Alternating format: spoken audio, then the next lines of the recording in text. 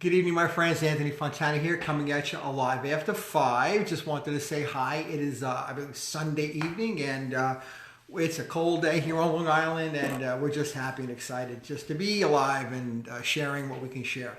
So I hope everyone's doing well. If you're coming in as a replay, I'd love to know that. If you find anything that I say here interesting, hit the pound key. I'd love to know that you're getting some value out of that. So let's talk about something. It starts out what are some of the don't wants you in some of the don't wants you have in life? This is a critical question that I've asked people. Hey, Abner, if you ask 5 people randomly, what don't you want in life? Here's what usually happens when you do that. They will regurgitate a number of different things that they don't want. It's pretty amazing, isn't it? I don't want this. I don't want that. I don't like this. I don't like that. Hey, Tommy. They just do that. That's just the way the mind works. And here's what's a scary thing. If I stop them after 5 or 6 things that they've regurgitated with enthusiasm, and if I ask them what they do want in life, they have to stop. They have to take a pause. They breathe. They usually say, "Wow, I have to think about that. I don't really know. Wow, I'm not sure. You got to give me some time on that one." Now, why is that? Well, the reason they're thinking about what they don't want is because they think about that all day long. That's what they're thinking about. They very rarely, most of us do not think about what we do want when it comes to life. It's kind of like driving a Ferrari 100 miles an hour and saying, "I don't want to go to California. I don't want to drive to Florida. I don't want to go to Connecticut, but I don't know where I want to go either." You got this $100,000, $200,000 car, and you have no idea where you're steering it. Why not just steer it over a cliff? I mean, you need to have a decision where you're going, right? Who gets in a car and doesn't know where they're going? I mean, you always know where you're going. You got this Ferrari brain, but you don't have your GPS on. I mean, that's just the way it is. So what I'm going to challenge you tonight, just a few minutes, and then we're going to follow up tomorrow night in a sequel to this. I think it's going to be important. I'm hoping that you get something out of this. Look, you can set all the goals you want in life. You can have all the passion. You can have all the energy to do something. But if you don't know where the destination is, you can have all the passion and energy in the world. It's not going to matter because you're not going to do anything. What are you going to do with all that passion? What are you going to do? You're going to get in the car, turn the key, and just drive? It makes no sense. So you're not going to do that. You don't need 36 hours a day to make changes in your life. I mean, Mark Zuckerberg didn't have 36 hours. Bill Gates didn't have 36 hours in the garage. Jeff Bezos in 1997 in his garage didn't have 36 hours a day. Maybe he worked 12. Maybe he worked 15. I don't know. I wasn't there. But he certainly didn't have 36. And that's a fallacy. That's what some people believe. You don't have enough time to get something done. Well, you do. You have plenty of time to get something done in life, but you have to decide first where you're going.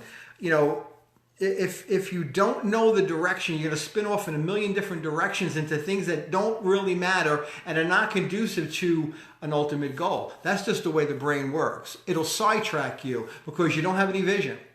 If you're overwhelmed and suffering from a lack of time, distractive things happening around you, no clear path down the road, that's because you don't have a vision.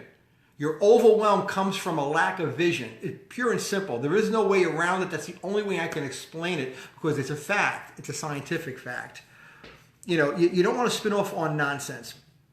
A clear vision basically brings to you action and purpose. Having a clear vision, having a clear understanding of the goal, the destination, I say, the end result, you're going to have clarity. You're going to stop being distracted by things that are not conducive to getting you down that road. You're not going to worry about the roadblocks, the bumps in the road, the detours, because you know the final destination. You're going to accept the fact that there's going to be some bumps and hiccups, and since you know that, you will make decisions in advance to get around those. You'll expect them, and you'll already have your solutions in place. This is a fact. So I'm not talking about goal setting per se, where you write down every single thing, a week, a month, a year. We live distracted lives. don't we? I mean, we really do. I mean, I can set a goal for 5 years from now, jot down all this crap every day, every week, every month, every year, and it's 5 years out, but stuff happens. Life happens, doesn't it? It gets in the way. It does distract. The best of us will always get detoured off those written goals. What I call it is vision setting, looking back on the future. Okay, so I don't call it goal setting, I call it vision setting. You're setting a vision for yourself. You're going to the future in your mind and you're looking backward. What would life be like? You know, I want you to ask yourself something. And I don't want you to lie about this. I want you to really, really ask yourself this. If you have to listen to this video again, then do that. You end it, go do something else tonight, whatever, and then come back to this, and I want you to sincerely listen to what I'm saying here. This is critical. I want you to ask yourself this.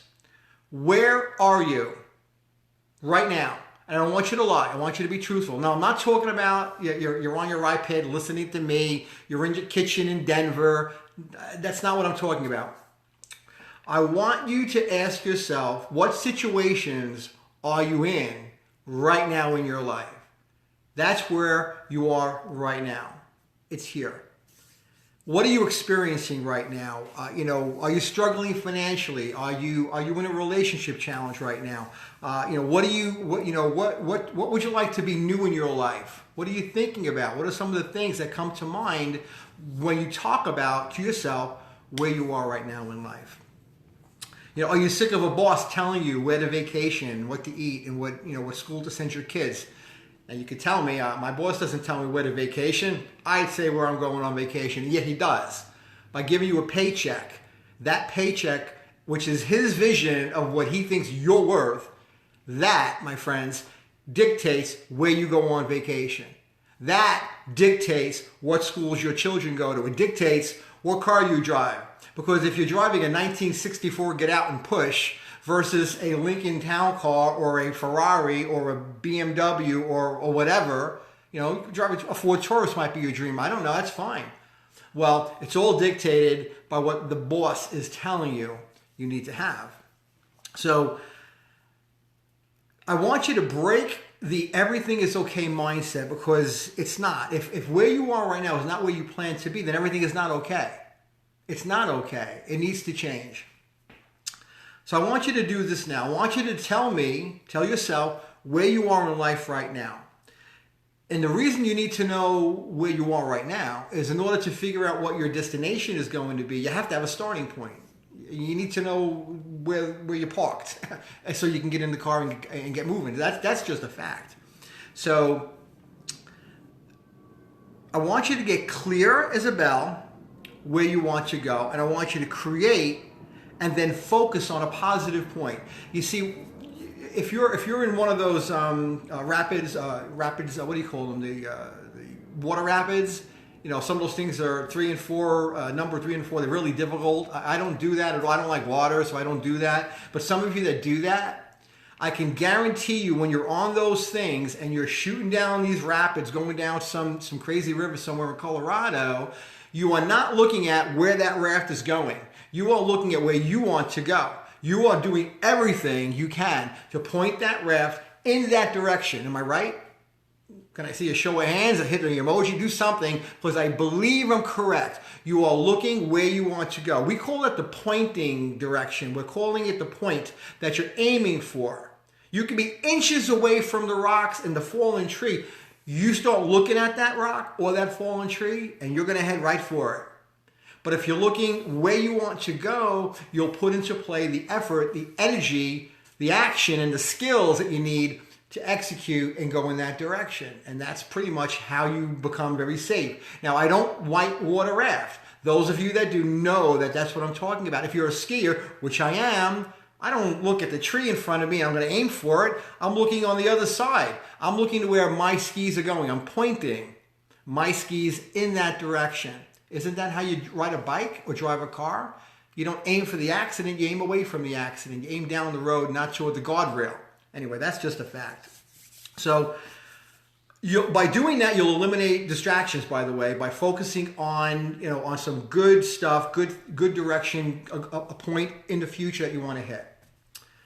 So looking back from the future, I want you to imagine yourself a year from now. And I want you to look back and I want you to think, this is the best year I've ever had. The last 12 months have been the best year I've ever had.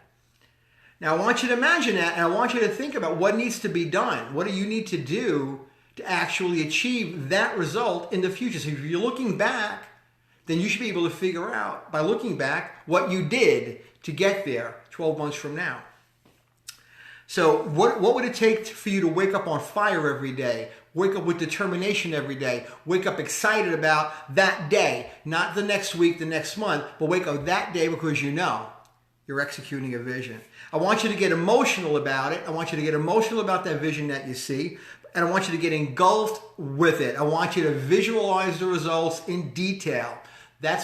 You've heard me talk about this in the past, how the mind works, how it visualizes 100% of what we're thinking. What we're thinking, we see in a movie, and we end up executing on that movie. It's so quick, it's so routine, we don't even realize we're doing it. So by looking in the future and looking back, you can actually change the way your mind thinks.